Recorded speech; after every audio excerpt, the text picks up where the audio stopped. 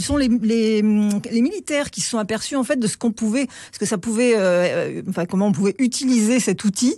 Et c'est notamment le général Ferrier. Oui. En mai 1902, il arrive à établir une liaison avec la Martinique. 1902 déjà. Ah oui, non, mais tout ça date de la fin du 19e siècle. Hein. Ouais. Donc, et en 1902, il arrive à établir une transmission avec la Martinique au moment de l'éruption de la montagne Pelée, où il y a eu énormément de morts, et il se rend compte vraiment de cet outil va être très très utile. Donc au début, c'est un outil utile, c'est pas encore dans la distraction, mais en 1903, ils vont se mettre d'accord avec Eiffel, qui cherche en fait à ce que cette tour Eiffel soit utile pour qu'elle soit pérenne. Oui, parce qu'on veut la démonter après l'exposition universelle de 1889. Exactement, une concession limitée pour 20 ans, donc il se dit mais à quoi elle va pouvoir servir, et ils se mettent d'accord, et c'est comme ça qu'en fait le 24 décembre 1921, ça y est, c'est un peu l'acte officiel de la radio. Et alors le premier animateur radio, c'est un sapeur télégraphiste en fait, qui ce jour-là, c'est le nom du métier. Sapeur.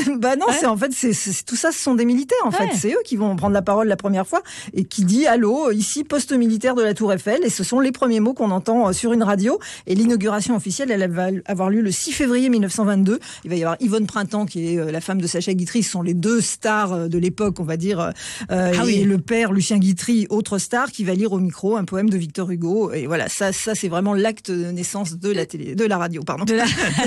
Daniel Moreau, vous avez écrit Les enfants de la radio, c'est chez Hors Collection. Donc on peut dire que la radio a sauvé la Tour Eiffel. Ah, exactement, parce que donc en 1910, vraiment c'était programmé la destruction.